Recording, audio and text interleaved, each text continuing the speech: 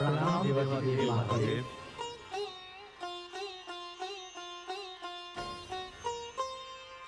प्रणाम सप्तऋषिगण, आइए पधारिए। प्रभु, आपने हमें यहाँ क्यों बुलाया है? हे ऋषिगण, लोकाचार बहुत महत्वपूर्ण होता है।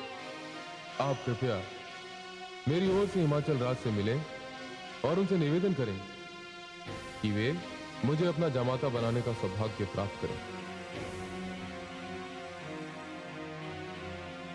देवाधिदेव, आपने तो माता भगवती को स्वीकार कर लिया है और माता भगवती भी अपनी इच्छा व्यक्त कर चुकी हैं, किंतु लोकाचार तो करना ही पड़ेगा ना। देवी भगवती जितनी जल्दी कैलाश पर आए उतना ही अच्छा है। कैलाश की वह शोभा शीघ्र कैलाश पर आए, यही हमारी कामना है प्रभु। हे सप्तऋषिगण, इस लोकाचार की विधि को पूर्ण करने के लिए आप सप्तऋषियों से अधिक श्रेष्ठ और कौन हो सकता है? शत्रुओं से पराजित देवताओं ने मुझसे संतान की याचना की है, अतएव मैं आप लोगों से निवेदन करता हूं कि आप हिमाचल राज के पास जाकर मेरे और देवी पार्वती के विवाह का प्रस्ताव रखें। जैसा आपका आदेश प्रभु। अब हम चलते हैं। इस बार आप लोग जो उचित समझे हमारी ओर से भेंट लेते जाइएगा। अवश्य प्रभु।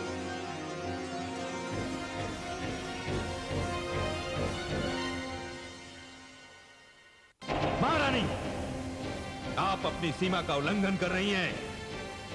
आप हमारे आराध्य महादेव शिव का अपमान कर रही हैं। ध्यान रहे महारानी, मैं यहां दक्ष और उनकी पुत्री गौरी का इतिहास कदापि नहीं दोहराने दूंगा, कदापि नहीं।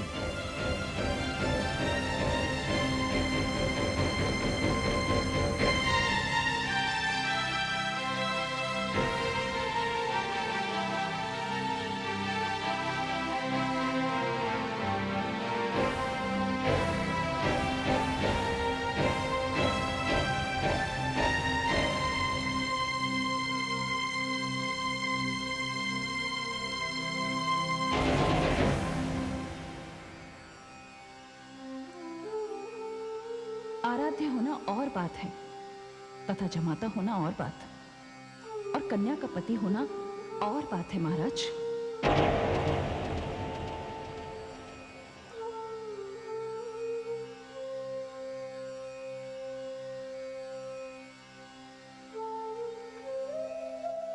जब जब शिव रूठेंगे तो क्या हमारी पुत्री को हिम के झंझावात में तप करना पड़ेगा? पति चाहे कैसा भी हो, कम से कम क्रोधी तो ना हो।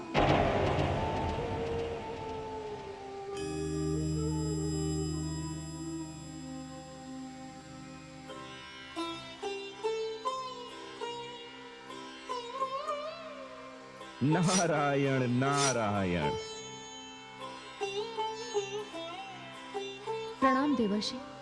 आयुष्मती भव। ये क्या पुत्री, आज इतनी प्रसन्नता का दिन है कि मैं फूला नहीं समा रहा हूँ। सप्तऋषिगण भगवान शिव से जाकर मिल चुके हैं और उन्हें समाचार भी दे चुके हैं कि आपके पिताश्री ने उन्हें जामाता बनाना स्वीकार कर लिया है। ये समाचार हम सब के लिए बहुत आनंदपूर्वक है। आपके जन जन की साथ पूर्ण हो गई और आप यहाँ उदास बैठी हैं। देवर्षि, आप नहीं जानते, इसे आप मेरा भाग्य कहिए या प्रारब्ध, इतिहास अपने आप को एक बार फिर दोहराने जा रहा है। क्या? हाँ देवर्षि, इतनी साधना और इतने कठोर तप के पश्चात क्या फिर से मुझे भगवान देवाधिदेव का विरह सहन करना पड़ेगा? अर्थात पूर्व जन्म में जो विरोध पिता श्री दक्ष द्वारा प्रकट किया गया था, इस जन्म में उनका स्थान माता श्री लेने जा रहे हैं। नहीं, ये नहीं होगा, ये कदापि नहीं होगा। मैं ऐसा नहीं होने दूंगा पुत्री। देवर्षि, माताश्री ने पिताश्री से यह कह दिया है कि शिव क्रोधी हैं और वे एक क्रोधी व्यक्ति को अपनी पुत्री नहीं दे सकती हैं। नारायण नारायण। यदि भविष्य की डोर स्वयं ईश्वर के हाथों में ना होती तो मानव तो न जाने क्या कर डालता। ईश्वर की सबसे बड़ी कृपा यही है कि हम अपने भविष्य को नहीं जानते। यदि भविष्य के सारे सुख दुख हमें वर्तमान में ही ज्ञात हो जाएं, तो जीना कठिन हो जाएगा। हमारा कर्तव्य है कि हम वर्तमान में जिएं और भविष्य को ईश्वर की इच्छा पर छोड़ दें। यही जीने की कला है। आप चिंता ना करें पुत्री। मुझे लगता है कि महारानी मैना को कोई भ्रम हो गया है। मैं अभी ऋषि वशिष्ठ के आश्रम जाता हूं और उनकी पत्नी अरुंधति से अनुरोध करता हूं कि वे यहां आएं और इस समस्या का समाधान कर दें। आप शांत रहें पुत्री, मुझे आज्ञा दें। प्रणाम देवर्षि। आयुष्मती भव। नारायण नारायण।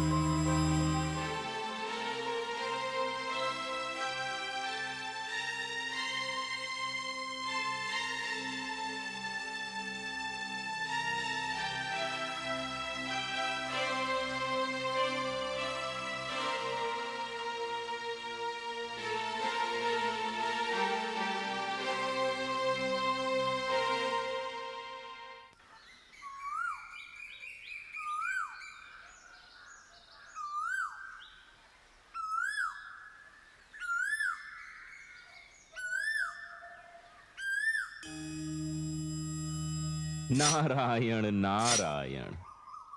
आओ देवर्षि नारद, उचित समय पर आए। मैं अल्पाहार करने ही जा रहा था।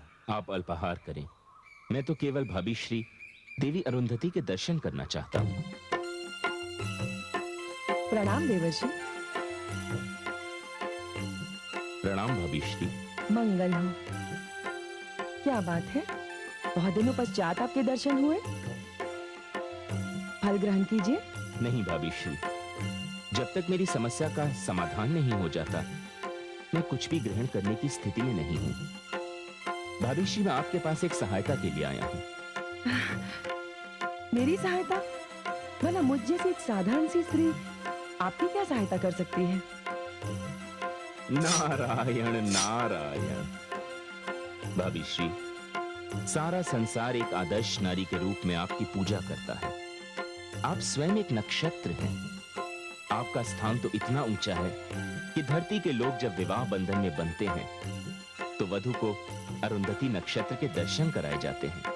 और वो इसलिए क्योंकि आप दृढ़ निश्चय, नियम और संयम की मूर्ति हैं। आप एक विदुषी हैं।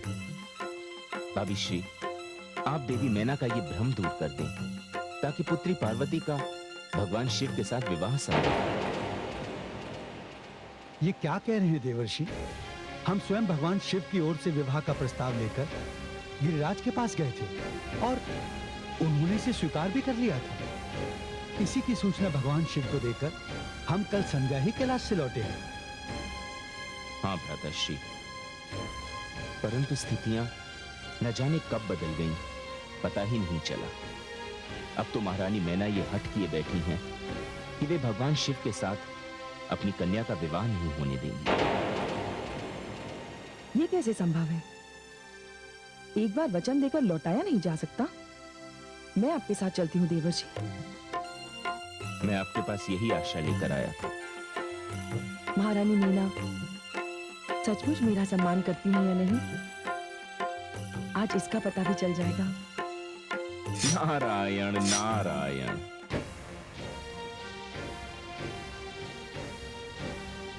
महारानी, महारानी, महारानी, महारानी। अरे, हमारी पुत्री तो यहां बैठी है। क्या बात है पुत्री? तुम यहां बैठी हो और उधर तुम्हारी सारी सखियां बाहर उद्यान में तुम्हारी प्रतीक्षा कर रही हैं। जाओ पुत्री। नहीं पिताश्री, मेरी कहीं भी जाने की इच्छा नहीं होती है। पुत्री पार्वती, तू अपनी माताश्री के कारण अपना मन छोटा ना कर। मैं तुम्हारा वागदान देवादिदेव भगवान शिव के साथ कर चुका। कहा किया आपने वागदान? कुछ भी तो नहीं हुआ। पिताश्री, कन्या पक्ष की ओर से वर को शगुन भेजा जाता है। मैं उसी की तैयारियां करके तो आ रहा हूं पुत्री, किंतु मैं ये चाह रहा था कि तुम्हारी माताश्री उन सामग्री का एक बार निरीक्षण कर लें। कहां है वे? पिताश्री, वे आपसे रुष्ट हैं। वे एक कोप भवन में हैं। अच्छा, मैं उन्हें देखता हूं पुत्री, किंतु तू प्रसन्न रहे, ये शगुन जाएगा और इसी मुहूर्त में जाएगा। किंतु माताश्री। पुत्री, तुम्हारी माताश्री तुमसे अत्यधिक स्नेह करती हैं, इसीलिए वो इस विवाह का विरोध कर रही हैं। किंतु तू चिंता ना कर, सब ठीक हो जाएगा। नारायण नारायण। देवर्षि नारद,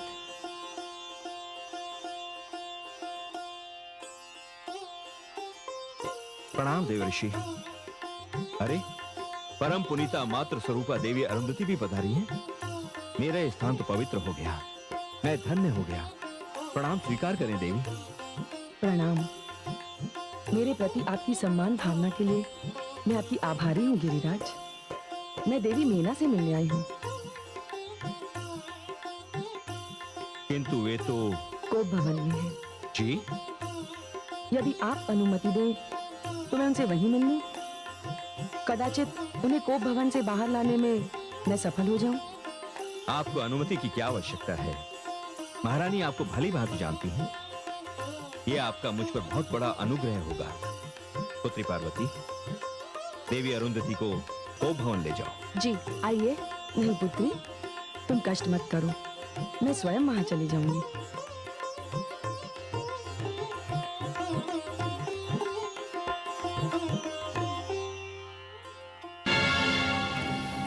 ऋषि पत्नी अरुंधति की सीख से हिमाचल पत्नी मैना बदल जाए, संभव है। सूर्य अपने रथ का मार्ग बदल दे, संभव है। संसार की पतिव्रता स्त्री अपने पति की विरोधी हो जाए, यह भी संभव है। किंतु असुरराज तारकासुर पार्वती और शिव का विवाह होने दे, ये असंभव है, असंभव है।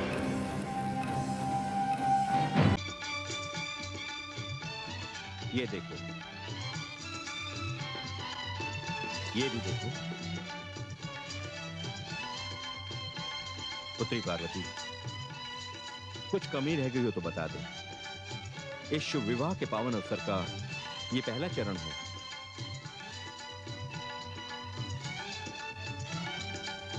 नारायण नारायण। आप दुल्हे को विवाह के लिए वचनबद्ध करने नहीं, दुल्हे को मोल लेने के लिए आए।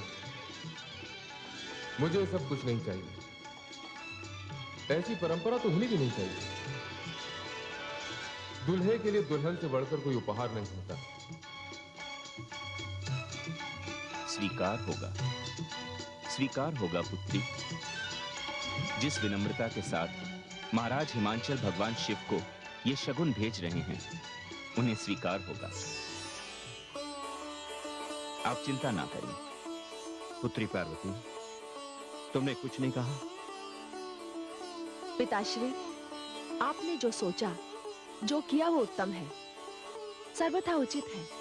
महाराज, यदि कोई कमी रह गई हो तो हमारे जमाता भगवान शिव से क्षमा मांग लीजिएगा। महारानी मैना, जो दोनों हाथों से सदैव बांटते आ रहे हैं, उन्हें कभी कभी कुछ ग्रहण करने का आनंद भी तो उठाना चाहिए। आप चिंता ना करें, भगवान शिव को इससे बहुत आनंद मिलेगा। महाराज, शगुन लेकर चलने का यही शुभ मुहूर्त है, हमें चलना चाहिए। महाराज, आपकी यात्रा मंगलमय हो, पथ शुभ हो। देवर्षि नारद, जब यात्रा में आप साथ होंगे तो यात्रा तो शुभ होगी ही। नारायण नारायण।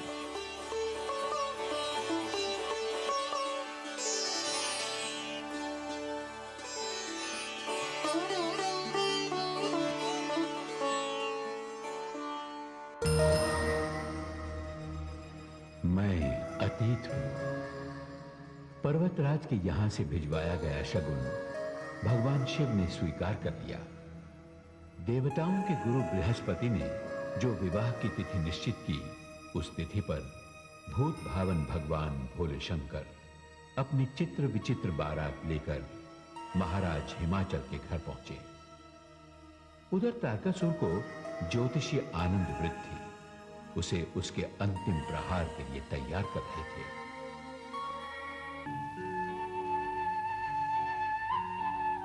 अभी तक महाराज हिमाचल की ओर से कोई संदेश नहीं आया।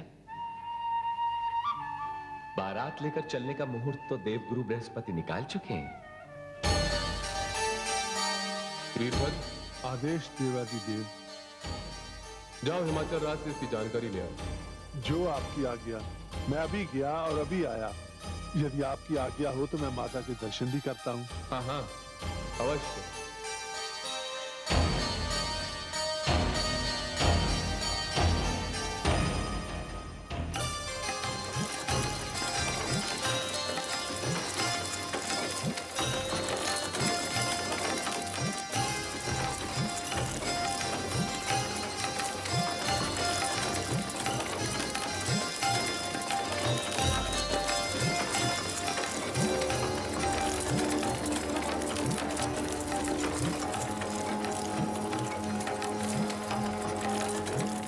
सारथी, रुको रुको सारथी।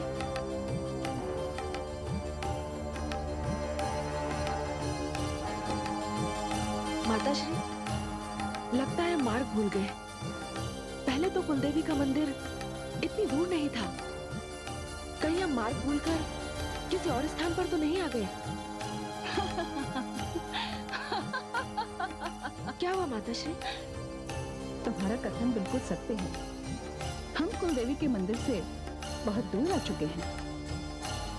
तब तो हमें तुरंत लौट जाना चाहिए माताश्री। लौट जाना चाहिए? हाँ।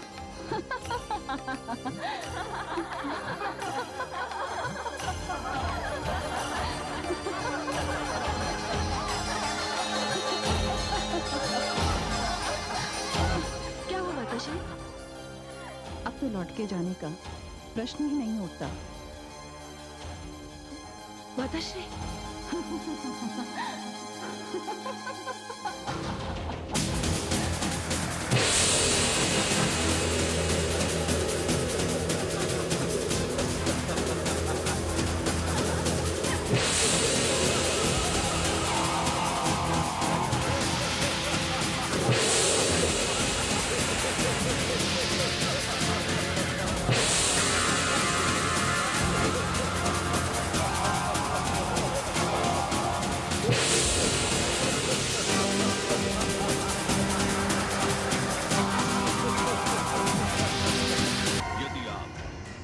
बिना किसी विरोध के हमारे नगर चली चले तो मैं आपको विश्वास दिलाता हूं कि मैं आपका कोई अहित नहीं करूंगा। मेरा उद्देश्य केवल आपके और शिव के विवाह को रोकना है। तू क्या रोकेगा इस विवाह को? तेरा सामर्थ्य क्या है? तू तो धारा में बहते हुए तिनके को भी नहीं रोक सकता और चला है समय की गति को, नियति की प्रगति को रोक ले। मैं इस विवाह को रोकूंगा, अवश्य रोकूंगा। मैं कहती हूँ मुझे जाने दो, अन्यथा अन्यथा अन्यथा का उत्तर मैं देता हूँ।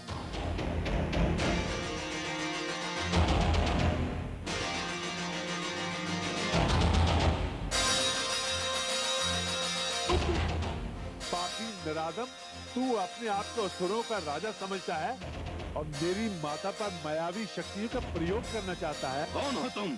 मेरा परिचय तेरे 2 बार भेजे हुए सैनिकों से तुझे मिल चुका होगा। अंतिम बार तूने 8 सैनिक भेजे थे। 7 को मैंने मार गिराया, 1 को मैंने जीवित छोड़ दिया ताकि वो तुझे उन 7 की मृत्यु का समाचार दे। किंतु लगता है कि भय के मारे वो भी तेरे पास नहीं पहुंचा। ओ वीरभद्र, तुम यहां से लौट जाओ वीरभद्र। अब यहां जीवन मरण का प्रश्न है। विवाह मंडप में सब प्रतीक्षा ही करते रह जाएंगे। आज पार्वती यहां से नहीं जाएगी। आज ये विवाह संपन्न नहीं होगा। ये विवाह तो आज ही संपन्न होगा और देखता हूँ कि इसे कौन रोकता है। देख क्या रहे हो? तीर कर मार डालो इस दुष्ट। नहीं।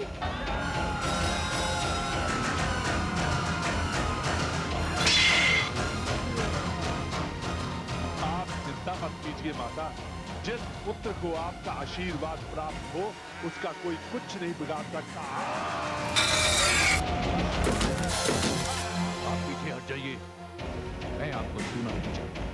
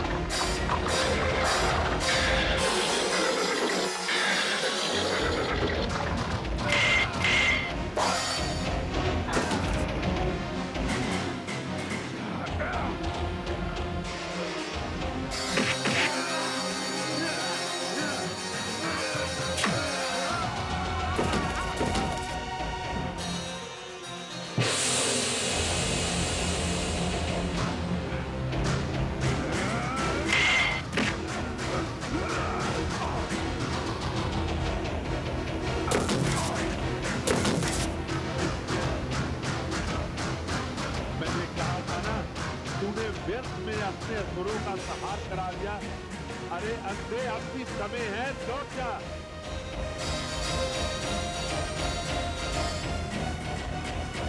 मैं तुझे मार कर ही लौटूंगा वीरभद्र।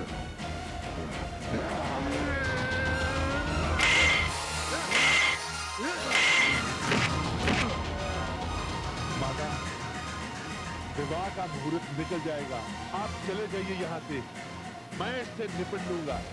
नहीं पुत्र, मैं अपने पुत्र को इस स्थिति में छोड़कर नहीं जा सकती। नहीं माता, आप चले जाइए।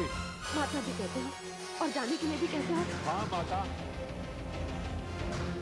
वहाँ दो परिवारों की प्रतिष्ठा का प्रश्न है, विवाह के मुहूर्त का प्रश्न है। माता, आपको मेरी सौगात है, आप चले जाइए। मैं आपको वचन देता हूँ कि मैं इसको मार कर ही आपके पास आऊंगा।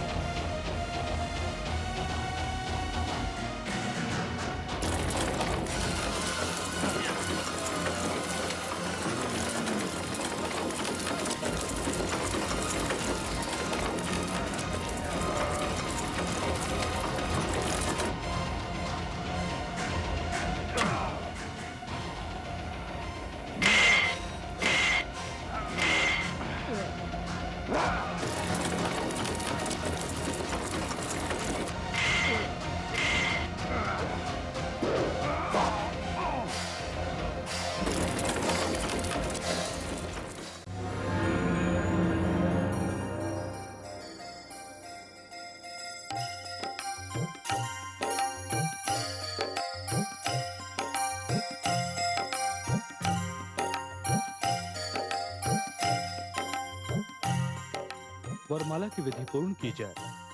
कन्या को ले आइए। महाराज, कन्या को ले आइए।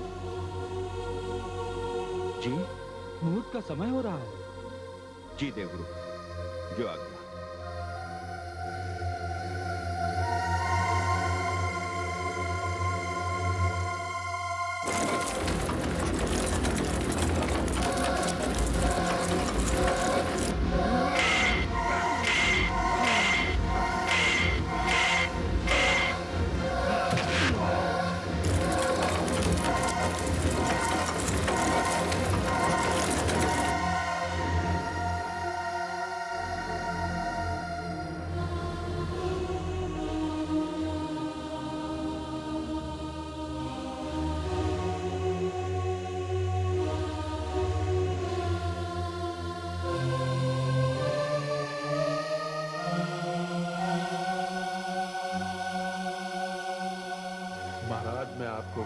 सकता हूँ। बरातियों के आगमन से पहले माता यहाँ पहुंच जाएंगी।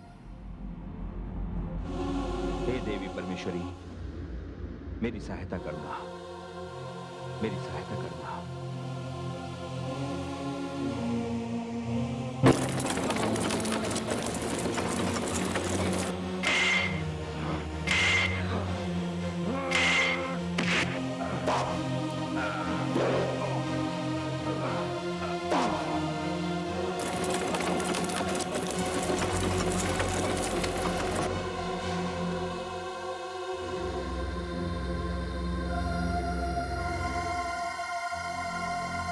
महारानी, कुछ पता चला महाराज? नहीं महारानी, कुछ पता नहीं चला। और अब तो देवगुरु भी हमारी कन्या को बुला रहे हैं। किंतु पार्वती, अब क्या होगा महाराज? कुछ समझ में नहीं आ रहा महारानी, कुछ समझ में नहीं आ रहा है। अब मैं क्या करूं?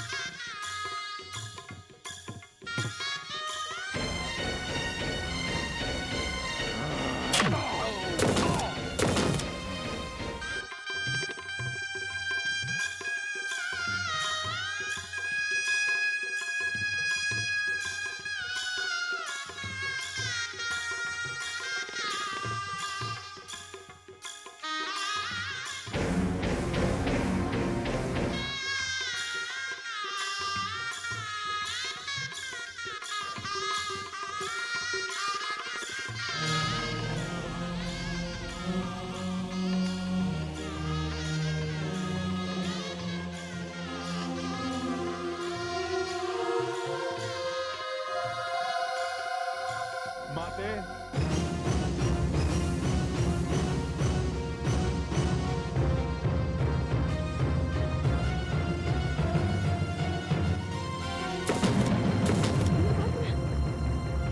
पुत्र वीरभद्र, पुत्र वीरभद्र, पुत्र।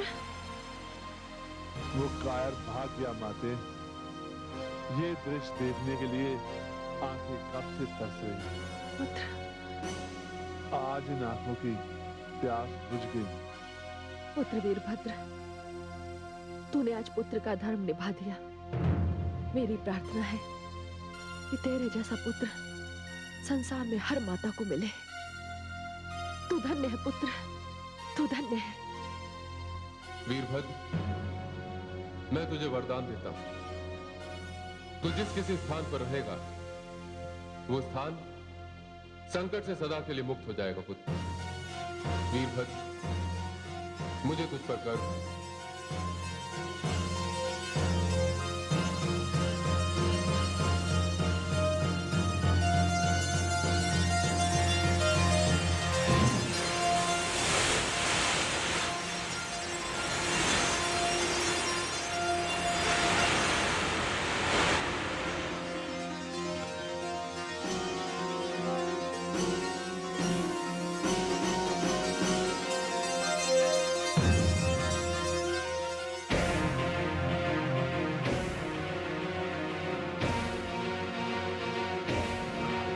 महाराज, महाराज, ये क्या हो गया? आपकी यह अवस्था? नहीं, कोई मेरे निकट नहीं आएगा। मुझे नहीं चाहिए किसी की सहानुभूति, किंतु ये बात सिद्ध हो चुकी है कि मैं अजय हूं। संसार की कोई भी शक्ति मुझे पराजित नहीं कर सकती, ना ही कोई मेरा वध कर सकता है। क्षमा करें अशोक सम्राट, आप घायल हैं। मैं राजवैद्य भेजता हूँ। नहीं, मैं घायल नहीं हूं। घायल हुआ है मेरा सम्मान। यदि रक्त बहा है तो वो मेरी प्रतिष्ठा का महामंत्री जी। जाओ, चले जाओ, मुझे एकांत चाहिए।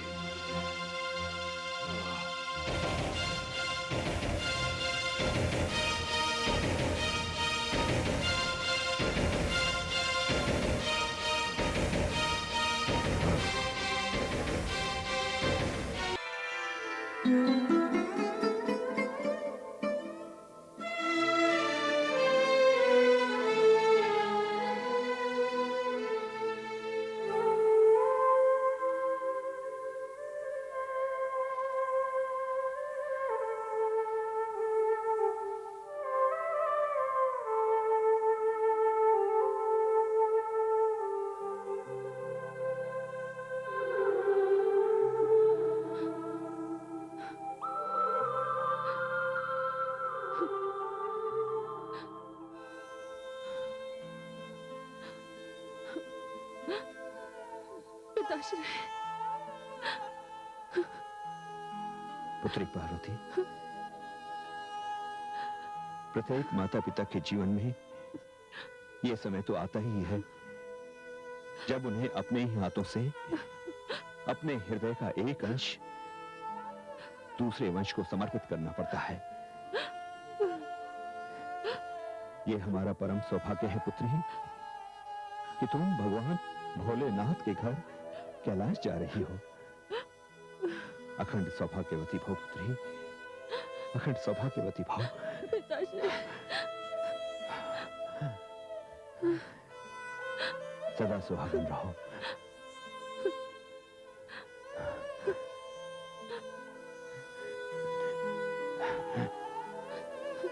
माताश्री, माताश्री, पुत्री, सदा सुखी रहो।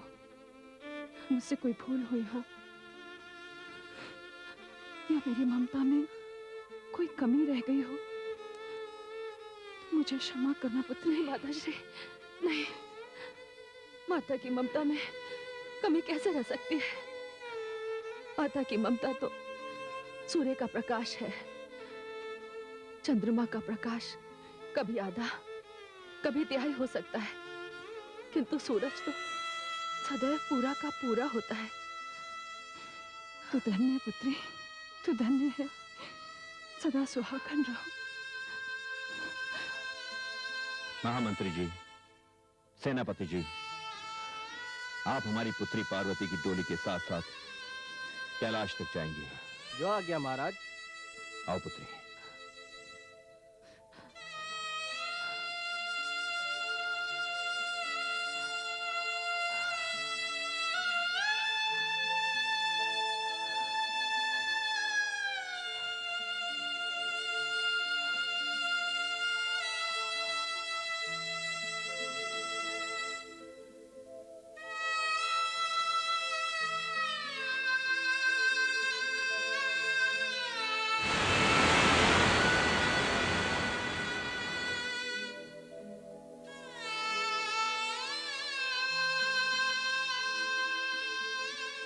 माताश्री, पुत्री गंगा,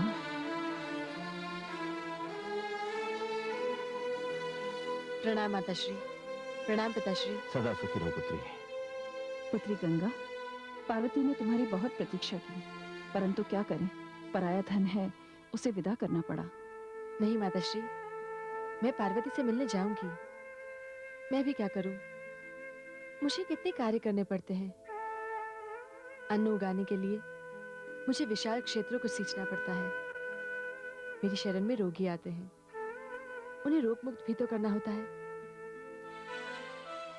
पापियों का उद्धार करना तो मेरा स्वभाव है, वो तो मैं छोड़ नहीं सकती। मेरी यात्रा बड़ी लंबी है, लोक कल्याण ही तो मेरा जीवन है। मैं पार्वती से मिलने जाती हूँ। प्रणाम।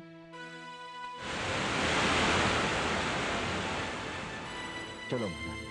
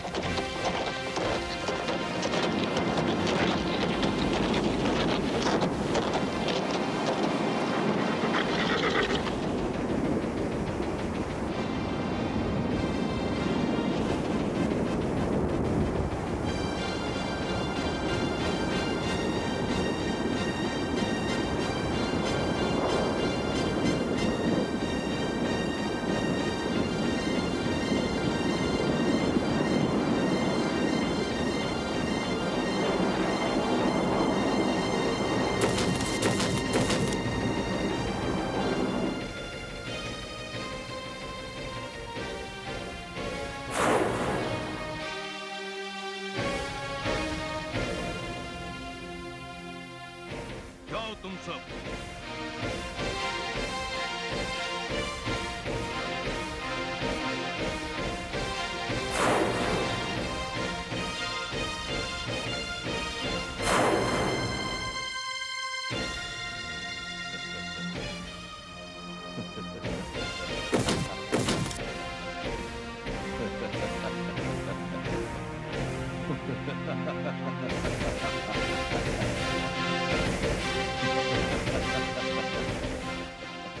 भोले शंकर, आप पार्वती की कैलाश पर प्रतीक्षा करते रहिए।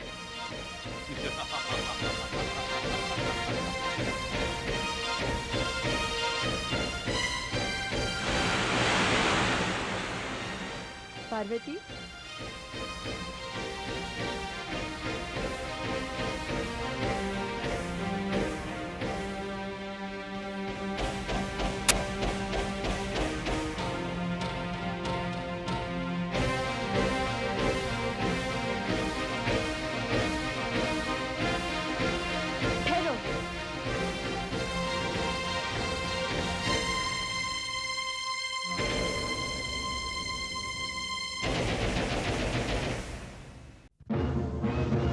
तुम लोग?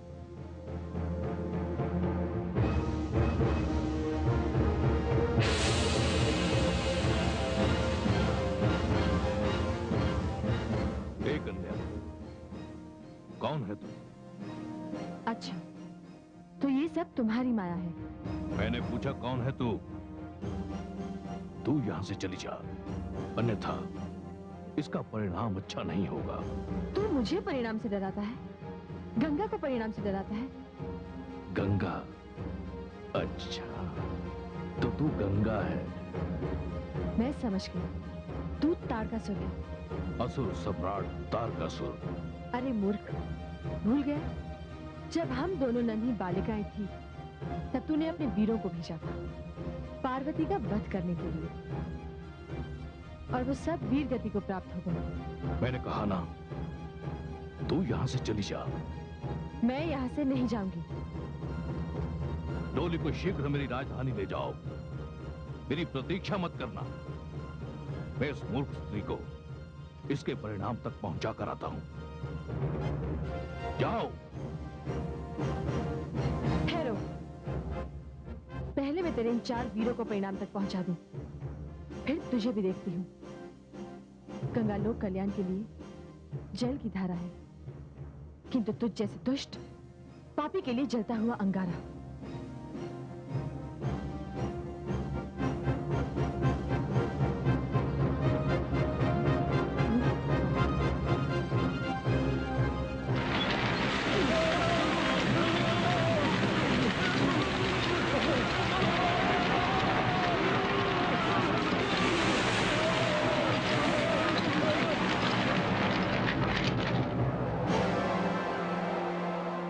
दीदी, पार्वती, तू डोली से बाहर मत आना।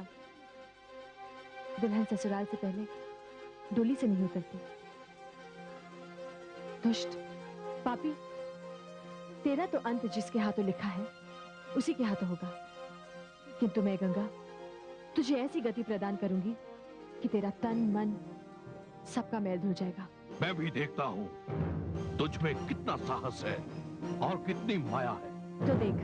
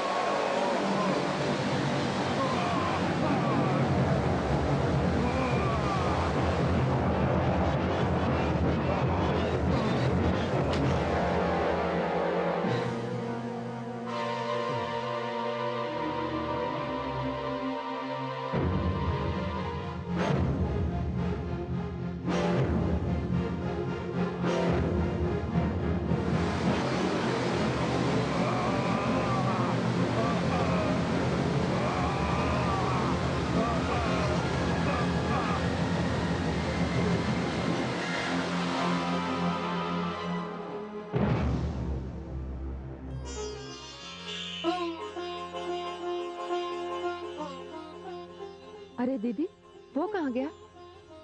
सीधा अपने नगर के भवन में जाकर गिरेगा।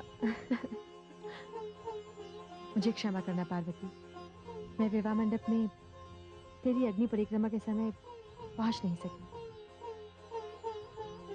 मैं भी क्या करूं, लोक कल्याण की सेवा का संकल्प जो ले रखा है। किंतु दीदी, हमारे सैनिक, महामंत्री, सेनापति, वो सब कहाँ चले गए? वो सब बस अभी आते ही होंगे। तूने देखा नहीं, ये सब तारकासुर का माया जाल था।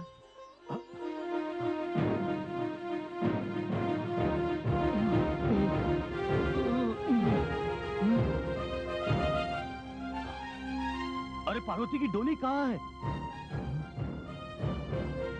वो रही। हाँ, चलो। अच्छा पार्वती, सुखी रहो। अब मैं चलती हूँ। प्रणाम महामंत्री जी। प्रणाम। प्रणाम सेनापति जी। प्रणाम। पुत्री गंगा, ये सब क्या है? पुत्री पार्वती की डोली यहाँ है और कहारव समेत हम वहां थे। ये है क्या?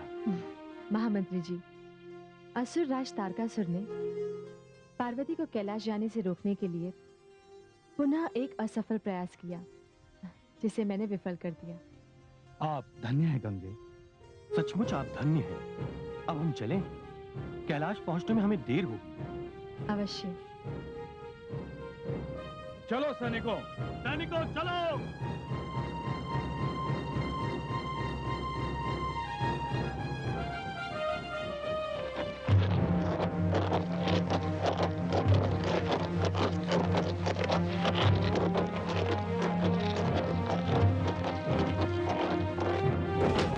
स्वामी, स्वामी क्या हुआ आपको ये?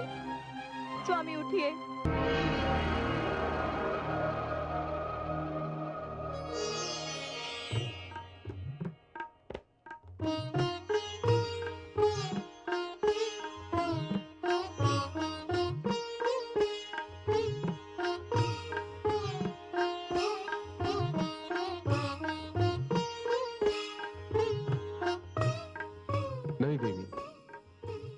आपका स्थान मेरे चरणों में नहीं, मेरे हृदय में है। आपका और मेरा संबंध बड़ा ही अद्भुत है देवी। आप मेरी आराधिका भी हैं और मेरी आराध्या भी, और मैं भी आपका पुजारी हूं। हे शक्ति, आपके आगमन से ये शव पुनः शिव हो गया है। हे महादेव, अब तो आप चरणों में रखेंगे, मैं चरणों में रहूंगी। हृदय में रखेंगे, हृदय में रहूंगी। नेत्रों में रखेंगे, मैं नेत्रों में रहूंगी। अब आपसे दूर कभी नहीं जाऊंगी। हे स्वामी, हे प्रभु, विरह की जिस अग्नि में मैं जली हूं, जो पीड़ा मैंने झेली है और विरह में आपकी जो दशा मैंने देखी है, हे मेरे आराध्य, मुझे आशीर्वाद दीजिए, अब ऐसा कभी नहीं होगा। हाँ भवानी, भविष्य में ऐसा कभी नहीं होगा, कदापि नहीं होगा।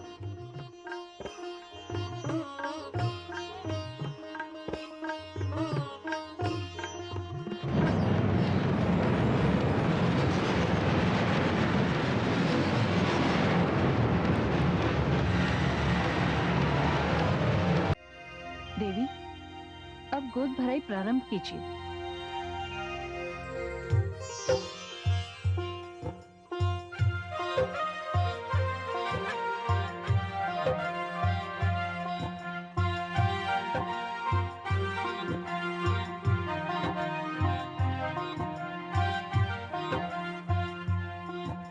हे महादेवी, मैं अपनी ओर से भावी संतान के लिए ऐश्वर्य प्रदान करती हूँ।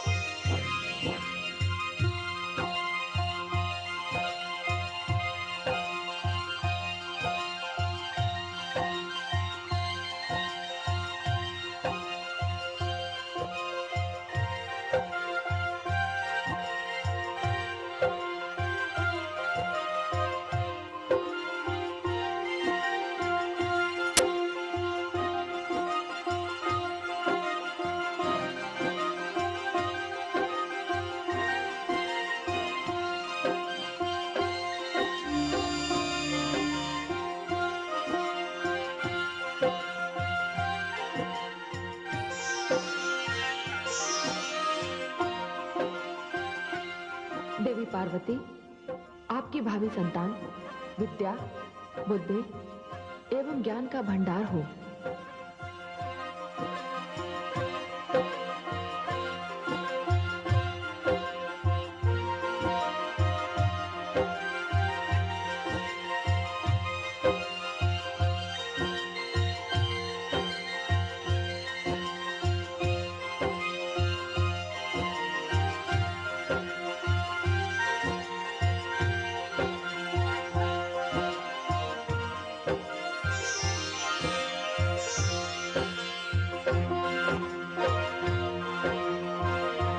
पुत्री, तुम्हारी मनोकामना पूर्ण हो।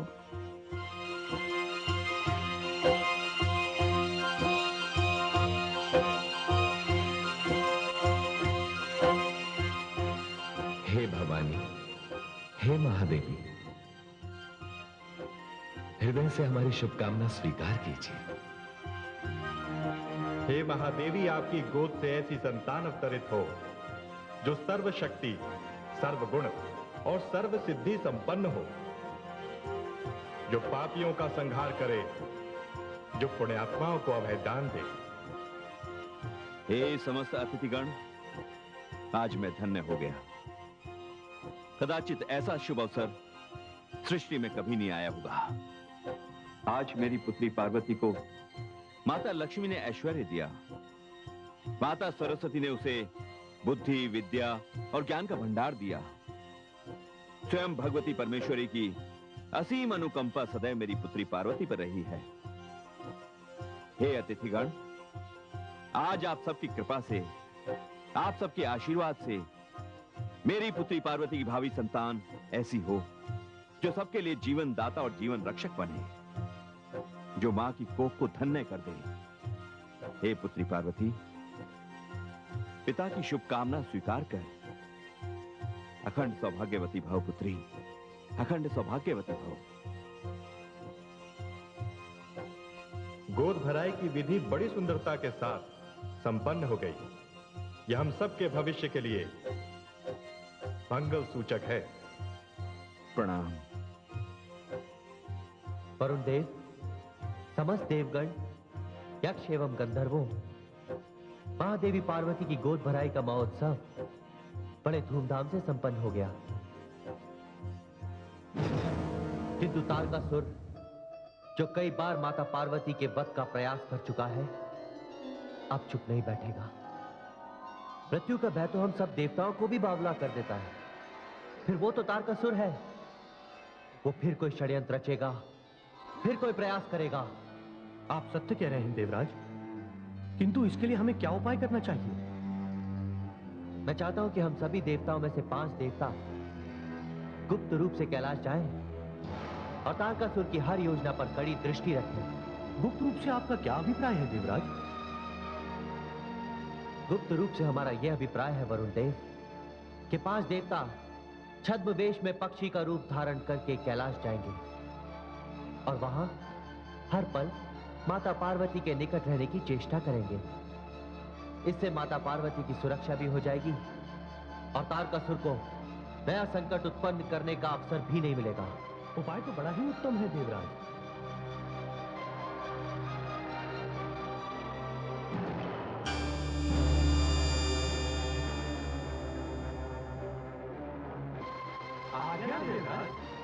आप सभी को छद्मवेश धारण करके कैलाश पहुंचना है और वहां हर पल माता पार्वती के निकट रहने की चेष्टा करनी है।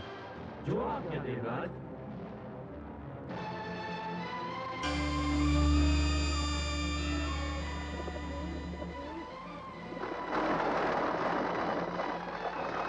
और देवराज, हमारे लिए क्या सुझाव है? हम चारों को हिमालय की चारों दिशाओं में मोर्चा संभालना है ताकि तारकासुर को किसी भी दिशा से कैलाश पहुंचने का अवसर न मिले। हमें आपका सुझाव मान्य है देवराज।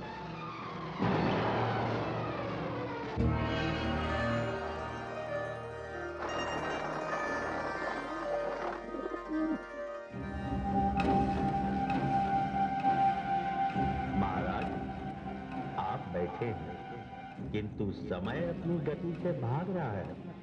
ध्यान रहे, यदि एक बार समय का हाथ छूट गया तो मृत्यु के हाथ को आप तक पहुंचने से कोई नहीं रोक पाएगा। इसलिए उठिए और उस बालक को इस संसार में आने से रोकिए।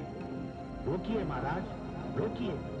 कपाले, हाय, मैं तुम्हारा स्मरण कर रहा हूं। कहिए मेरे अन्नदाता, आपने मेरा स्मरण किया? हाँ, नियति और तुम्हारे असुर सम्राट के बीच एक भयानक युद्ध चल रहा है। तुम तो जानते ही हो कि सारे के सारे देवता मेरी मृत्यु की प्रतीक्षा कर रहे हैं, किंतु वो ये नहीं जानते कि असुर सम्राट तारकासुर मृत्यु से टकराने का भी साहस रखता है। आप मुझे आज्ञा दें, मैं आपकी क्या सेवा करूं असुरराज? कपालिक, तुम गुप्त कला में बड़े प्रवीण हो। तुम इसी समय कैलाश जाओ। मुझे संदेह ही नहीं, पूर्ण विश्वास है कि सारे के सारे देवता कैलाश में मेरे विरुद्ध कोई ना कोई षड्यंत्र कर रहे होंगे। आप चिंता न करें असुरराज, मैं अभी कैलाश जाता हूं। तुम वहां छोटी से छोटी बात पर भी ध्यान रखना, क्योंकि इस समय मुझे अंतिम प्रयास करना है। तुम्हारी सूचना मेरी विजय का मार्ग खोल सकती है। जाओ मालिक, मैं तुम्हारी सूचना की प्रतीक्षा करूंगा। जो आज्ञा असुरराज। मेरे लिए क्या आज्ञा है असुरराज? भाई, तुम इसी समय हिमाचल भवन जाओ और मुझे वहां की हर सूचना दो। जाओ। जो आज्ञा सुराज।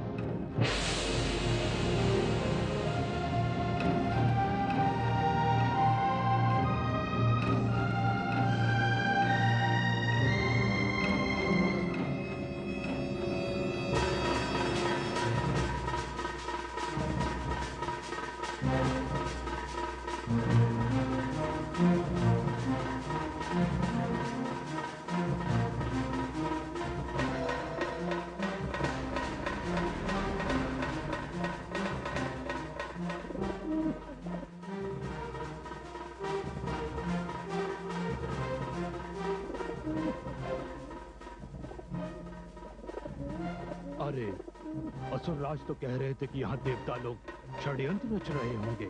यहाँ तो इन 5 कपोतों के अतिरिक्त कुछ भी नहीं है। असुरराज तो व्यर्थ में चिंता कर रहे होंगे। मुझे जाकर उन्हें सूचित कर देना चाहिए।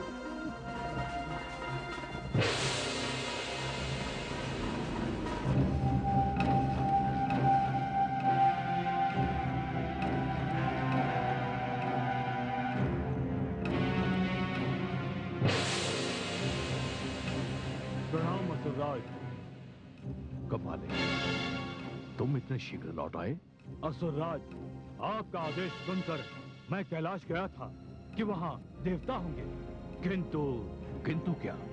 असुरराज, मैंने पूरे कैलाश का भ्रमण किया, पूर्ण रूप से वहाँ का निरीक्षण किया, किंतु वहाँ कोई है ही नहीं। ये कैसे संभव? तुम कोई भूल तो नहीं कर रहे हो? असुरराज, आप मुझे भलीभांति जानते हैं। यदि वहाँ वो 5 कपोत ना होते तो कैलाश पर तो स्मशान की तरह ही शांति दिखाई देती।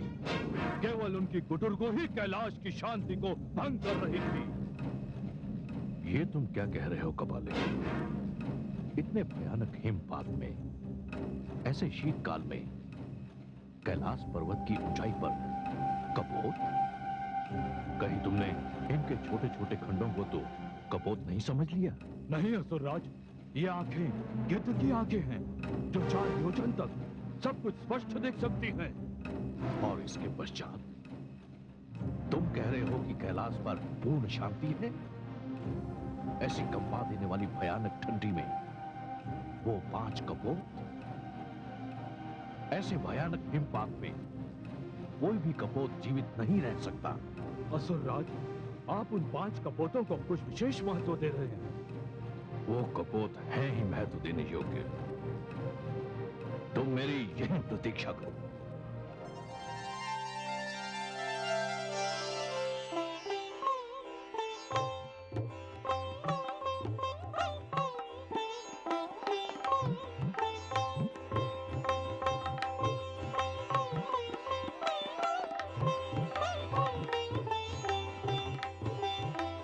आप इस प्रकार क्या देख रहे हैं स्वामी?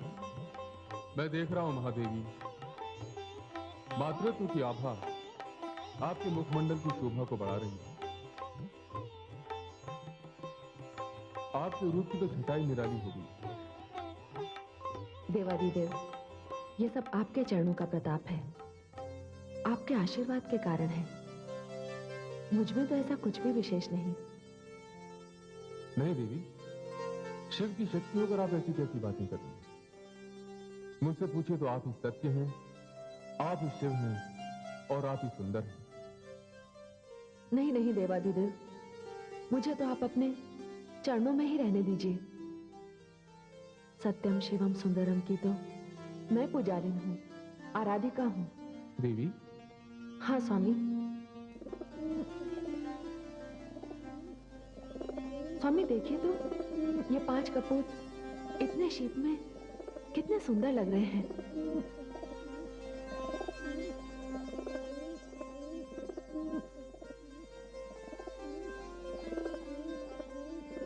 नहीं देवी, ये कपोत नहीं है। कपूत नहीं है? हाँ। कौन हो तुम लोग? अपने वास्तविक रूप में मेरे समक्ष आओ, अन्यथा प्रत्येक को जलाकर भस्म कर दूंगा।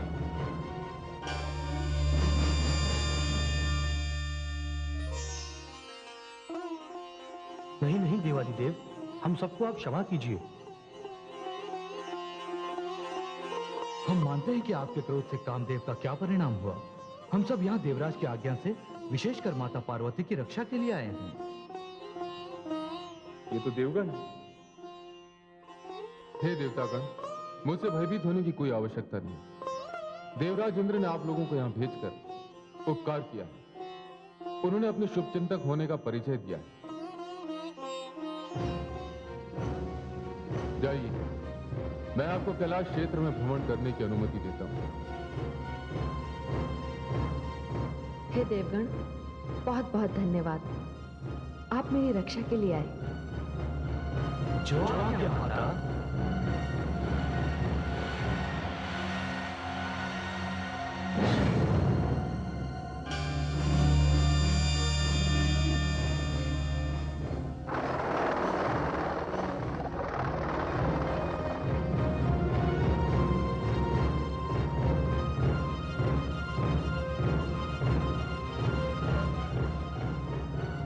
तो मेरे विरुद्ध ये षड्यंत्र रचा जा रहा है। ये देवता मुझसे छल कर रहे हैं। मेरा नाम भी तारकासुर है। देखना, मैं भी छल का उत्तर छल से कैसे देता हूं। ये बालक किस ऊंचाई से आकर मेरी गोद में गिरा है? ऐसा कौन निष्ठुर है, पाषाण हृदय है, जिसने इस नवजात शिशु को इस प्रकार त्याग कर मृत्यु के मुंह में फेंक दिया? वो तो केवल इस बालक का अच्छा भाग्य है जो ये मेरी गोद में आकर गिरा।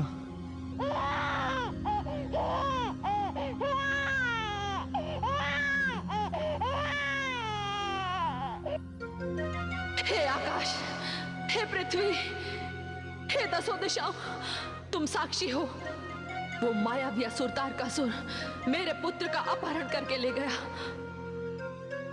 यदि शीघ्र मेरा पुत्र मुझे वापस नहीं मिला तो मैं सारे संसार को अपनी क्रोधाग्नि में जलाकर भस्म कर दूंगी। शांत हो जाइए महादेवी, शांत हो जाइए।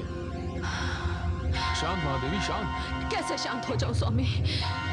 जिस माता की गोद से उसका पुत्र छिन जाए वो शांत कैसे हो सकती है?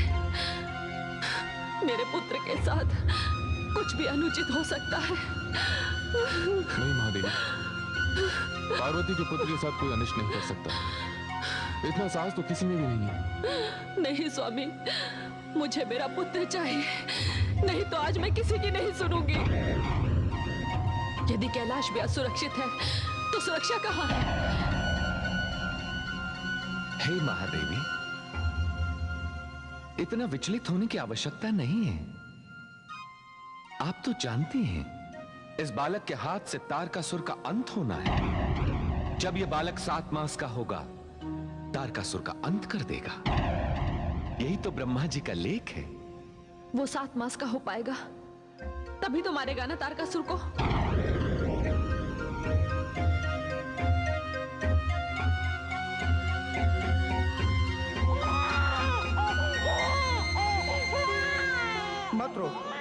मत रो देख बालक, मैं अग्निदेव हूं। मुझे ऐसी कोई विधि ज्ञात नहीं जिस विधि से किसी बालक को प्रसन्न किया जा सके, बहलाया जा सके। मत रो बालक। हे प्रभु, अब मैं क्या करूं?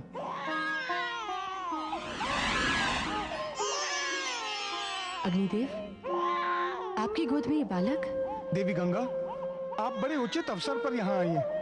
न जाने ये बालक कौन है, किसका है। लगता है किसी ने इसकी हत्या करने के लिए उस ऊंचाई से नीचे फेंक दिया और ये भाग्यवश मेरी गोद में आ गिरा। लाइए, इसे मुझे दीजिए। इस समय ये भूखा है। देवी, सच पूछे तो मैं देवराज इंद्र की आज्ञा अनुसार कैलाश के आसपास इसलिए भ्रमण कर रहा था कि तारकासुर कोई उत्पात न खड़ा कर दे। देवी, अब मैं वरुण लोक जाता हूँ और इस बालक की देखरेख का उत्तरदायित्व आपका है। आप निश्चिंत होकर जाइए। मैं इस समय कैलाश जा रही थी। माताश्री पिताश्री वहां पहुंच चुके हैं, किंतु सर्वप्रथम इस बालक का पहले कोई प्रबंध कर दूं। इस समय ये भूखा है। अच्छा देवी, अब मैं चलता हूँ। प्रणाम। प्रणाम।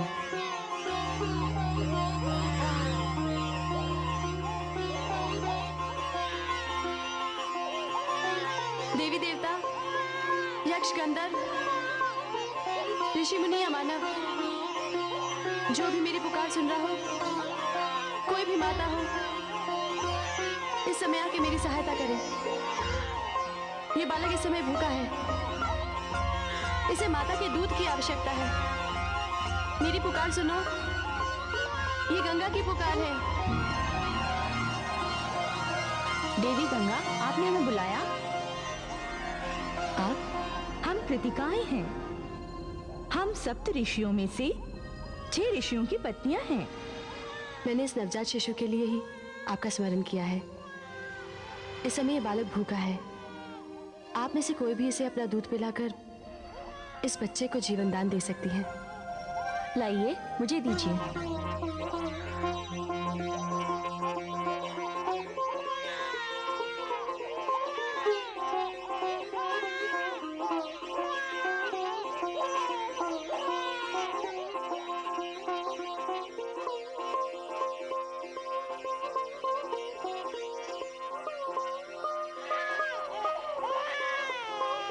लगता है इसकी अब भी तृप्ति नहीं हुई, तो मुझे दीजिए।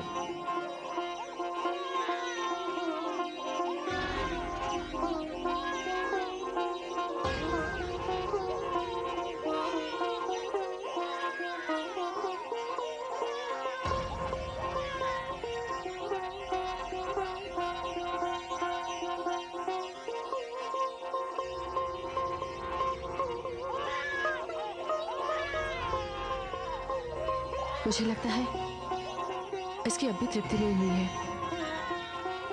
देवी, आप? जी।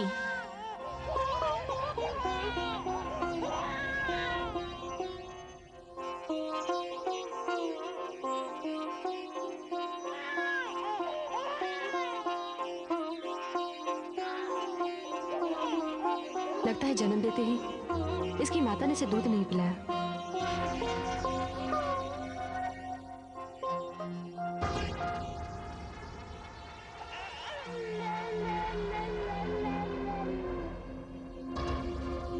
लीजिए देवी, बालक शांत हो गया। आप 6 देवियां धन्य हैं। किंतु इस बालक का नाम क्या है?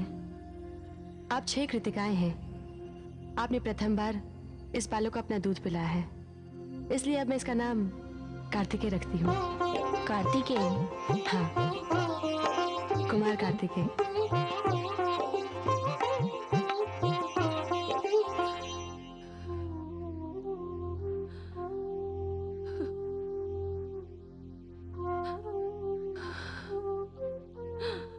पुत्र,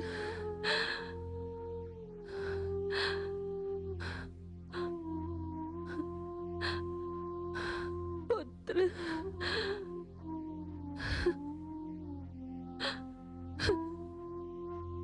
धीरज रखिए धीरज, शांत हो जाइए।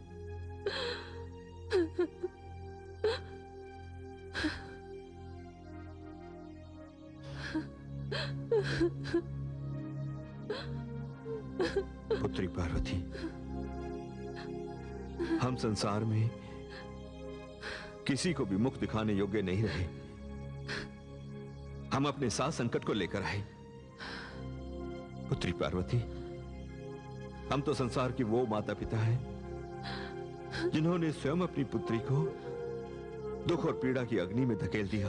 नहीं पिताश्री, नहीं, इसमें आपका दोष नहीं है। ऐसा आपने जानबूझकर तो नहीं किया। वो मायावी राक्षस तारकासुर है ही ऐसा। भूल तो हमारी अपनी व्यवस्था की है। यदि मेरा पुत्र सुरक्षित मेरे पास नहीं लौटा तो मैं जो भी पग उठाऊंगी संसार उसकी भयानकता से कांप उठेगा।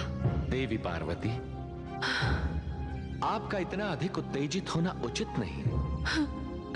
आपके पुत्र का कोई कुछ नहीं बिगाड़ सकता। उस बालक में मैंने अपना तेज और ब्रह्मा जी ने अपनी विद्वता का प्रकाश भर दिया है। वो बालक शिव और शक्ति का प्रतीक है। वो जन्म से ही इतना अधिक शक्तिशाली है कि पाषाण भी उससे टकराकर चूर चूर हो जाएगा।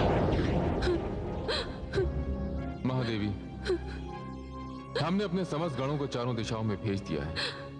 हम जानते हैं महादेवी, जैसे जैसे समय बीतता जा रहा है, एक ऐसी माता की पीड़ा भी बढ़ती जा रही है जिससे हुनी ने उसके पुत्र को दूर कर दिया है। आप चिंता न करें महादेवी, ये मिलन अवश्य होगा। कब होगा स्वामी? न जाने मेरा लाल कहाँ है, किस स्थिति में है। स्वामी, सारे कैलाश पर घी के दीपक जलते जलते रह गए। अब उस पापी, अत्याचारी, हत्यारे तारकासुर के घर दीपोत्सव हो रहा होगा। महामंत्री जी, सेनापति, महामंत्री जी। क्या बात है महाराज? सेनापति, आज ये हर्ष और उल्लास का समय है। मैंने उस काल का अंत कर दिया है जो मेरी मृत्यु का कारण बना हुआ था। अब मैं अमर हूं, अमर। अब मेरी इस विजय से सारे देवता लज्जा से मेरे सामने सिर नहीं उठा पाएंगे। महामंत्री जी, आज्ञा महाराज। सारे नगर में दीपोत्सव मनाया जाए, मदिरा और नृत्य की व्यवस्था की जाए। असुर राज तारकासुर की जय हो। कापालिक, कहो कैलाश के क्या समाचार हैं? महाराज, कैलाश पर तो श्मशान की भयानक शांति छाई हुई है। वहां तो ऐसा रुदन छाया हुआ है महाराज कि पूछिए मत। संपूर्ण कैलाश पर शोक की घटाएं छाई हैं महाराज, और अश्रुओं की वर्षा भी। स्वयं ब्रह्मा जी के पास इस बात का उत्तर नहीं है कि जो बालक अपने जन्म के पश्चात 7वें मास में आपका वध करने वाला था, 7 मास से पहले ही उसका जीवन कैसे समाप्त हो गया महाराज।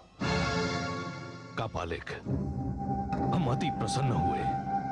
महामंत्री जी। महाराज, हमारे विशेष गुप्तचर का सम्मान किया जाए और नगर को सुरा सुंदरी में डुबो दिया जाए। जो आज्ञा महाराज। हे देवेश्वर, हे भोलेनाथ, हम सभी देवताओं ने निर्णय लिया है कि जब तक ये स्कंद 7 मास का नहीं हो जाता, तब तक हम सब यहीं इस बालक की रक्षा में दिन रात जागकर कैलाश पर अपना समय व्यतीत करेंगे। स्वामी, छल अपना खेल खेल चुका। अब उस छली तारकासुर को कोई ऐसा अवसर नहीं दिया जाएगा जिससे कि अपनी दुष्टता वो फिर से दोहरा सके। मैं और मेरे साथ सारे गण इस भवन की, माता की और कुमार कार्तिकेय की रक्षा करेंगे। हे देवराज, वीरभद्र, मैं आप दोनों का आभारी हूं। आपने सुरक्षा का जो आश्वासन दिया है, मैं जानता हूं अब तारकासुर हमारे स्कंद का कुछ भी अहित नहीं कर पाएगा। महादेवी, आप निश्चिंत हो जाएं। नहीं स्वामी, अब मैं ये अवसर किसी को नहीं दूंगी। अब मैं अपने पुत्र की रक्षा स्वयं करूंगी। हे स्वामी, आज तक आपकी शक्ति ने शक्ति का प्रयोग नहीं किया, किंतु अब शक्ति का प्रयोग होगा। अब जो भी इस बालक के निकट आएगा, जो भी इस बालक की ओर मैली दृष्टि से देखेगा, उसे भयंकर परिणाम भुगतना होगा। अपने स्कंद की सुरक्षा के लिए इस बार मैं अपनी समस्त शक्तियों को प्रयोग में लाऊंगी। माया का उत्तर माया से दूंगी।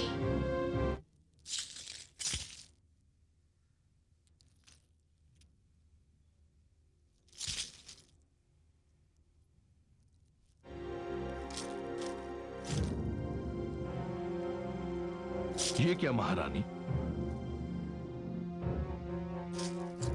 अभी तो असुर सम्राट तारकासुर जीवित है और आपने पहले से ही ये वैधव्य की वेशभूषा बना ली।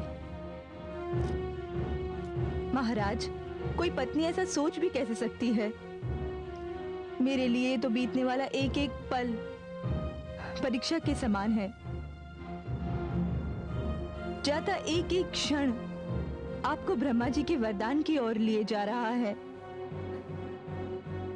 यही सब सोच सोच कर मैं चिंता में डूबी जा रही हूँ। महारानी, आपको यह सब सोचने की कोई आवश्यकता नहीं। मैंने अपने काल पर विजय प्राप्त कर ली थी, किंतु मुझसे एक छोटी सी भूल हो गई। बस मैं उस बालक का वध करना भूल गया। इस बार मैं फिर प्रयास करूंगा। अब कोई भूल नहीं होगी और परिणाम मेरे पक्ष में होगा। ईश्वर करे ऐसा ही हो।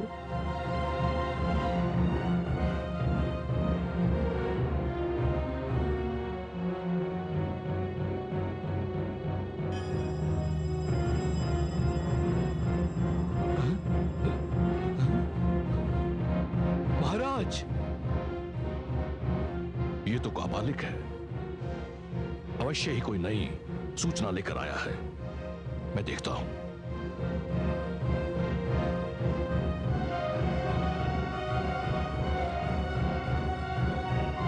काबालिक, कहो क्या समाचार लाए हो? महाराज, ऐसा शुभ समाचार लाया हूँ कि आप सुनेंगे तो अवश्य आप मुझे कोई बड़ा पुरस्कार देंगे।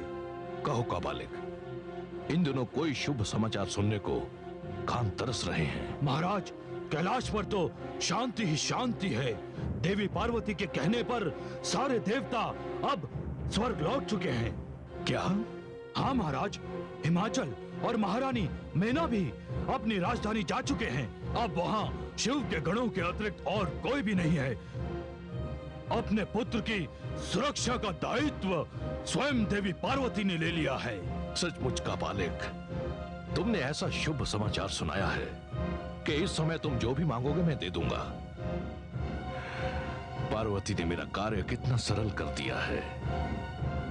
इस बार मैं कोई छद्म वेश धारण नहीं करूंगा। इस बार मैं एक वायु का झोंका बनकर जाऊंगा और अपनी झोली में उस बालक को डालकर कैलाश से निकलते ही उसका वध कर दूंगा और यहां आकर उसके शव को तुम्हें अंतिम संस्कार के लिए दे दूंगा।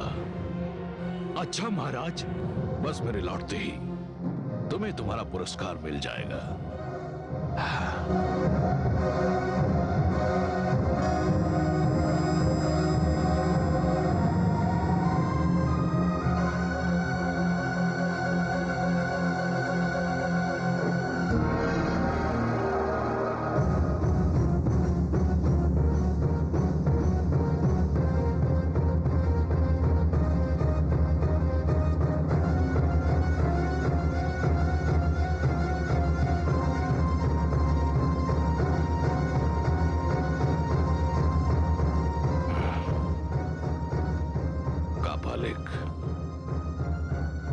ठीक कहा था तूने, यहां चारों ओर शांति ही शांति है।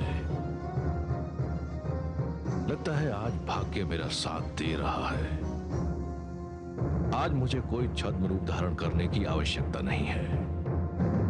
सावधानी हेतु मैं अदृश्य होकर भवन के भीतर प्रवेश करूंगा और अवसर मिलते ही उस बालक को उठा लाऊंगा।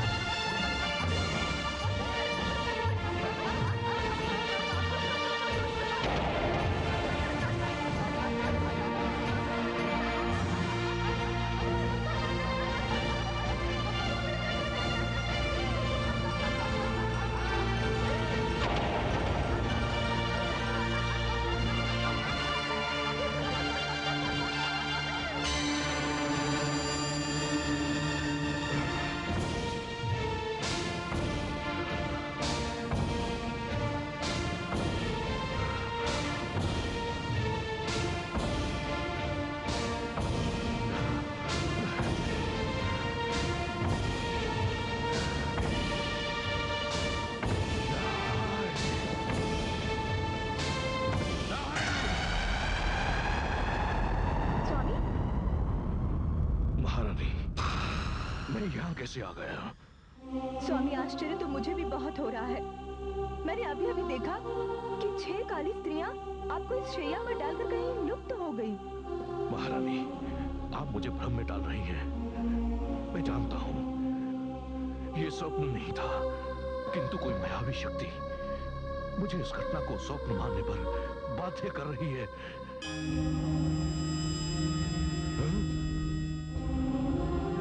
तारकासुर, मां शक्ति का प्रथम बार लेश मात्र शक्ति का प्रदर्शन देखा तूने, और ये दशा हो गई तेरी।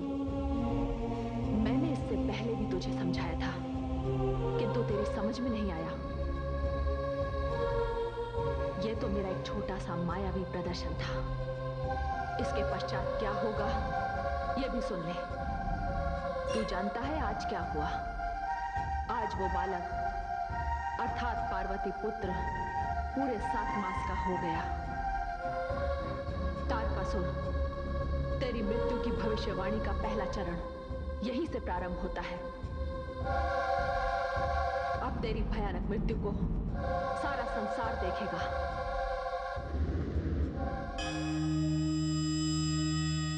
नहीं, नहीं, मुझे कोई नहीं मार सकता। तारकासुर को कोई नहीं मार सकता। असुर राज तारकासुर की जय! असुर राज तारकासुर की जय! असुर राज तारकासुर की जय! असुर राज तारकासुर की जय! महान असुर सम्राट तारकासुर को रंभ का प्रणाम स्वीकार हो। असुर सम्राट तारकासुर को करम का प्रणाम। असुर वीरों, वो समय आ गया है जब हमें पुनः एक बार असुरों की प्रतिष्ठा को देवताओं की पराजय के दर्शन करवाने हैं। हमसे पराजित होने के पश्चात देवताओं ने शिव की संतान का आश्रय लिया है। इंद्रलोक पर अभी भी हम असुरों का अधिकार है। किंतु इस देवासुर संग्राम का सबसे हास्यास्पद पक्ष ये है कि मुझसे हारे हुए देवता, मेरे भय से छिपते हुए देवता मुझे युद्ध की चुनौती दे रहे हैं। असुर सम्राट महान तारकासुर, हम आपके एक संकेत पर अपना रक्त बहाने को तत्पर हैं। महावीर ब्रह्म, मैंने सदैव आपकी वीरता का सम्मान किया है। आप और आपके भ्राता करम्भ हम असुरों के लिए गौरव का कारण रहे हैं। पिछले देवासुर संग्राम में आप दोनों भ्राताओं के द्वारा देवताओं को दिए गए घाव अभी तक सूखे नहीं हैं। आप दोनों का नाम सुनते ही देवता इस प्रकार कांपने लगते हैं जैसे कायर प्रेत आत्मा को देखकर।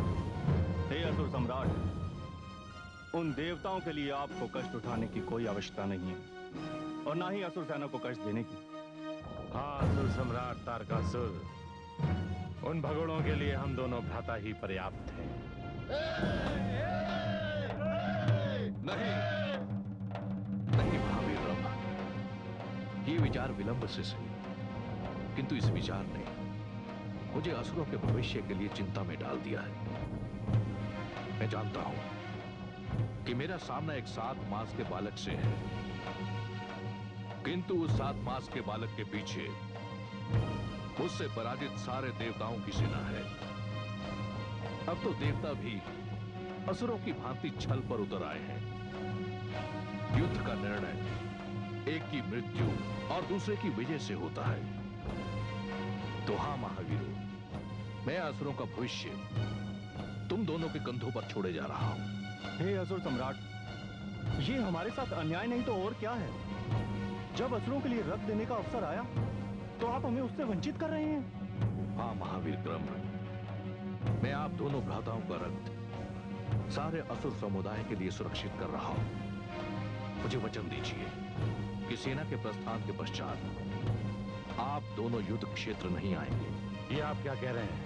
हाँ महावीर रंभ, मेरे पास समय कम है।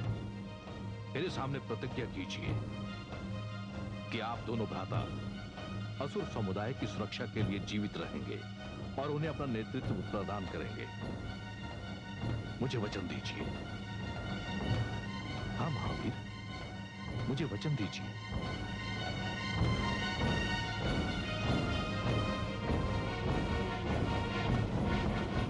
असुर सम्राट, हम दोनों आपको वचन देते हैं।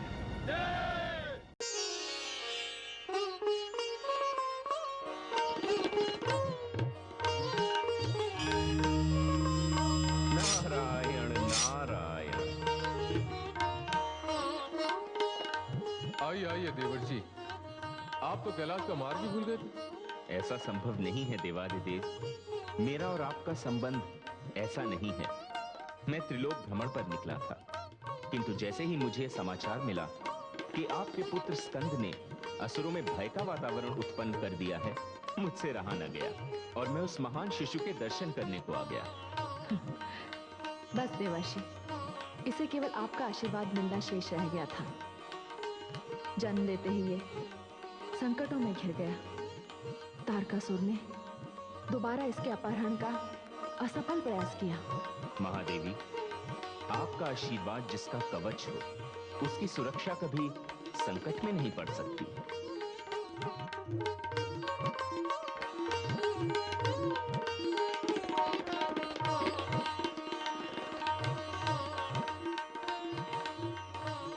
स्वामी, देवराज इंद्र अपने सहयोगियों सहित उपस्थित हैं। उन्हें भीतर भेज दीजिए। जो आज्ञा। नारायण नारायण। ऐसा प्रतीत हो रहा है जैसे कोई विशेष मंत्रणा होने वाली है। आपने सत्य कहा देवर्षि। प्रणाम देवादिदेव। प्रणाम महादेवी। देवराज इंद्र, आपका स्वागत है। कहिए देवराज, आपने क्यों कष्ट किया? हे देवादिदेव, हम अपने कष्टों के निवारण के लिए यहाँ आए हैं। अर्थात? हे महादेव, हम महादेवी भगवती से अनुरोध करने आए हैं कि हमें कुमार कार्तिकेय को अपने साथ ले जाने की अनुमति प्रदान करें। ले जाने की अनुमति? कहाँ ले जाने की अनुमति? मैं अपने पुत्र को यहाँ से कहीं ले जाने नहीं दूंगी। हे महादेवी, यदि आप इन्हें हमें अपने साथ ले जाने की अनुमति प्रदान नहीं करेंगी, तो हम अपनी देव सेना का सेनापति कैसे नियुक्त कर सकेंगे? देवराज, यह तो सत्य है कि पिताश्री ब्रह्मा ने कुछ इसी प्रकार का वरदान तारकासुर को दिया है, किंतु यह मेरी भी समझ में नहीं आ रहा कि इस अवस्था में शिव कुमार कार्तिकेय आपके सेनापति कैसे बनेंगे। आपने सत्य कहा देवर्षि। यह नन्हा सा बालक असुरों की सेना और विशेषकर उस महामायावी भयानक तारकासुर से युद्ध करेगा।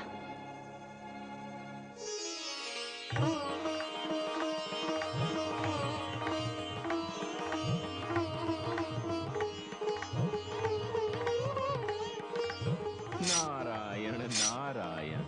लीजिए, ये सुनते ही कार्तिकेय इस प्रकार व्यग्र हो उठे जैसे कि गोद से उतरते ही ये सेनापति का भार संभाल लेंगे।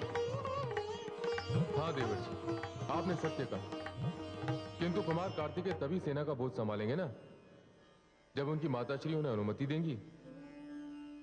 मेरी अनुमति? मेरी अनुमति से क्या होता है स्वामी? ये अबोध बालक जो अपने शरीर का भार संभालने में असमर्थ है, वो सेना के नेतृत्व का भार क्या संभालेगा स्वामी? महादेवी, इस समय आप स्कंद को अपनी गोद से नीचे उतार के तो देखिए। देवादिदेव, जैसी आपकी आज्ञा। ये लीजिए।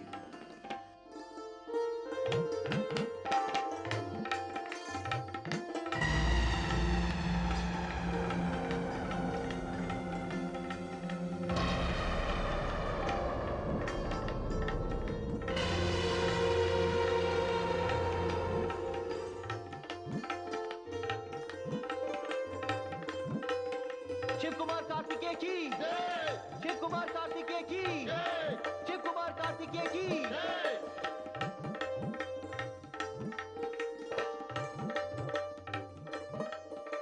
हे कुमार कार्तिकेय, मैं देवराज इंद्र आपको वंदन करता हूं अभिनंदन करता हूं। मैं जानता हूं कुमार कि जो कुछ भी हो रहा है ब्रह्मा विष्णु महेश की अनुमति और भगवती परमेश्वरी की अनुकंपा से हो रहा है। इसलिए मैं देवराज इंद्र आपसे विनती करता हूं कुमार कि आप हम देवताओं की सेना के संचालन का भार अपने कंधों पर ले लें। धन्य हो कुमार कार्तिकेय। हे देवादिदेव, हे महादेवी, कुमार ने हमारा सेनापति बनना स्वीकार कर लिया है। हे देवादिदेव, समस्त देवगणों, मैं आपसे विनती करता हूं कि आप सभी अपने अपने अस्त्र शस्त्र हमारे सेनापति को प्रदान करें। हे पुत्र, मैंने तुम्हें अपना त्रिशूल प्रदान किया।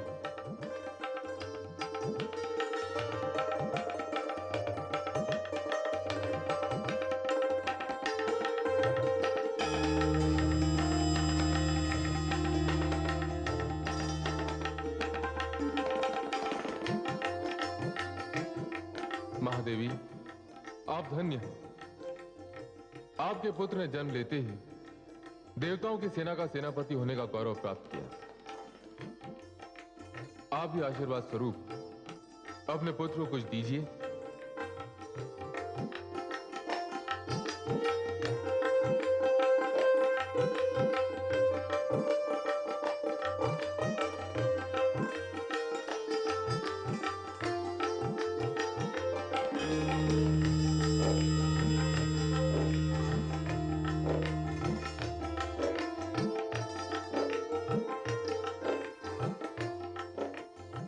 हे देव सेनापति, मैं आपको अपना वज्र प्रदान करता हूं।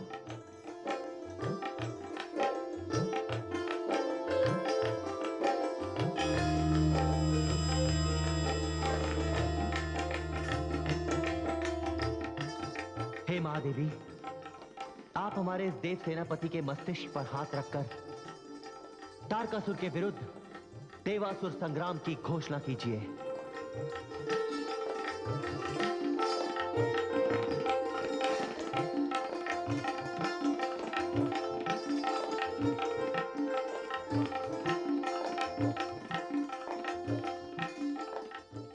हे संसार के सबसे कम आयु के सेनापति, मुझे इस बात की सबसे अधिक प्रसन्नता है कि मेरा पुत्र इस संसार में आते ही असुरों के विरुद्ध अन्याय, अत्याचार और आतंक के विरुद्ध लड़ने जा रहा है। मेरे नन्हे सेनापति, मैं अपनी समस्त शक्तियां तुम्हें प्रदान करती हूं और इस देवासुर संग्राम की घोषणा करती हूं।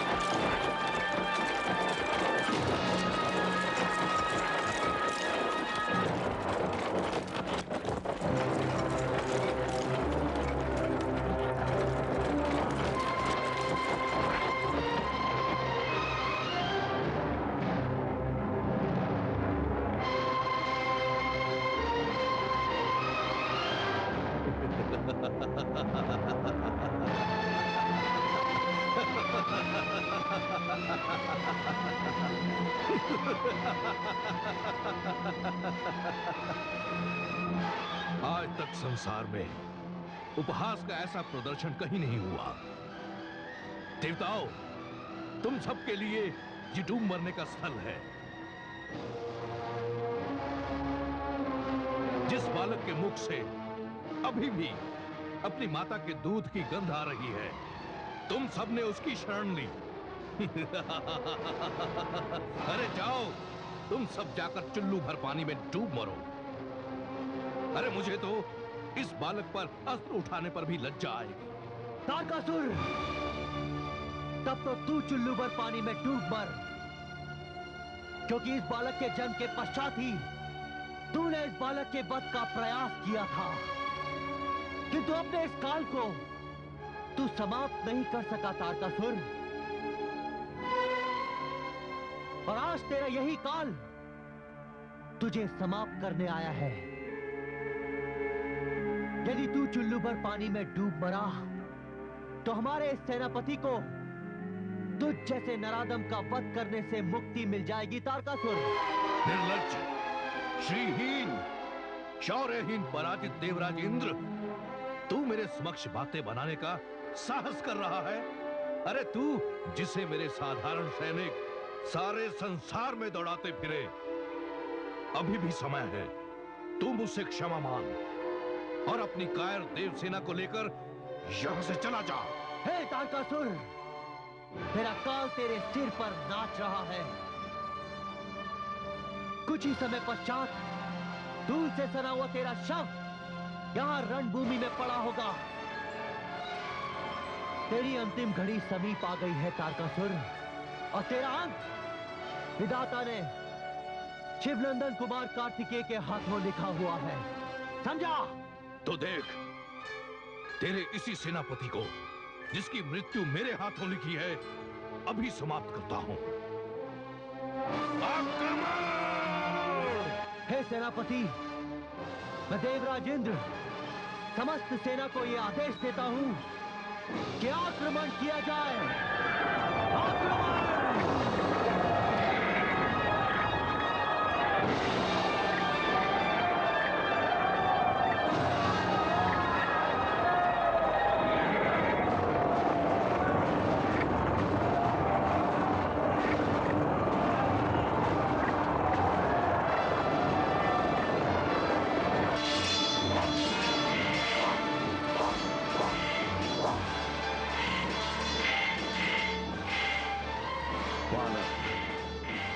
सावधान।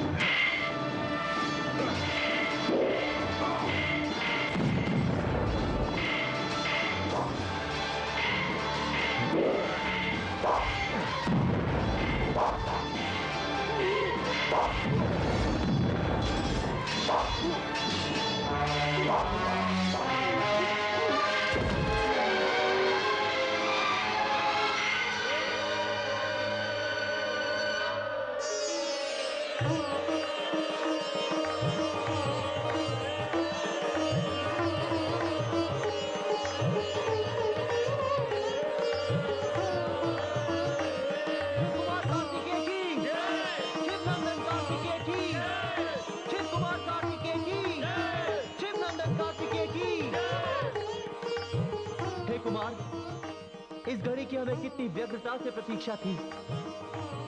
आपने इस पापी को मारकर न केवल मानव जाति का वरन हम देवताओं का भी उद्धार किया है। हम आपको किस मुख से धन्यवाद कहें, किस मुख से आपका गुणगान करें कुमार। बस आप एक कृपा और करें हम पे।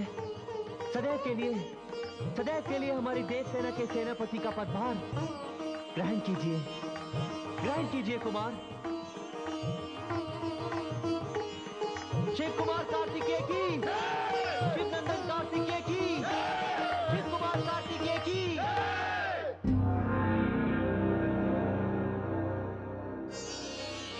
मते मते मते क्या है पुत्र? शुभ समाचार लाया हूँ माते। क्या? कुमार कार्तिकेय ने देवासुर संग्राम में असुरों पर विजय प्राप्त कर ली है माते। हाँ? हाँ, उन्होंने पापी तारकासुर का वध करके धरती का बोझ हल्का कर दिया है माते। धन्य हो, धन्य हो। कहाँ है मेरा पुत्र? वो देवता समेत यहीं आ रहे हैं माते। कुमार कार्तिकेय की, शिव कुमार कार्तिकेय की। वो देखो आ गए माते। कुमार कार्तिकेय की, कुमार कार्तिकेय की, कुमार कार्तिकेय की, कुमार कार्तिकेय की। रुको पुत्र।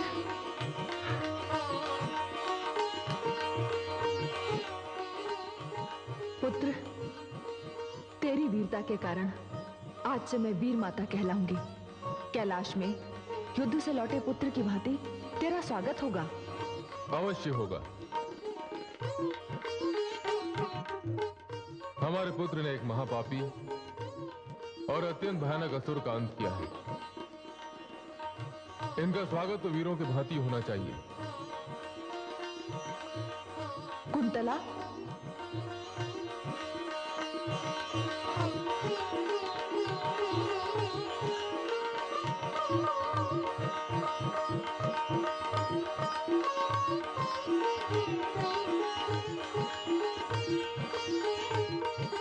देवराज इंद्र, इस विजय के लिए अभिनंदन।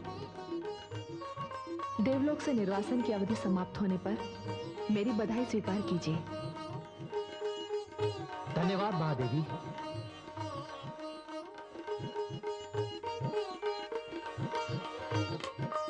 आओ पुत्र।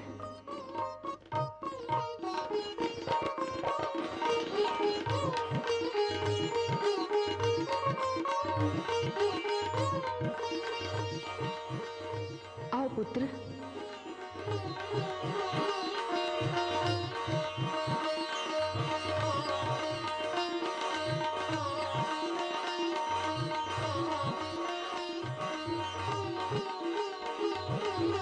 आओ पुत्र।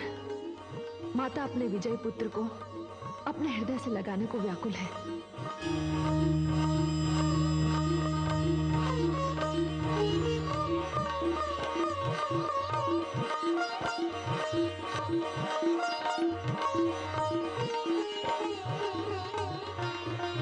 भगवान भोलेनाथ की, महादेवी जगदम्बा की, कुमार कार्तिकेय की।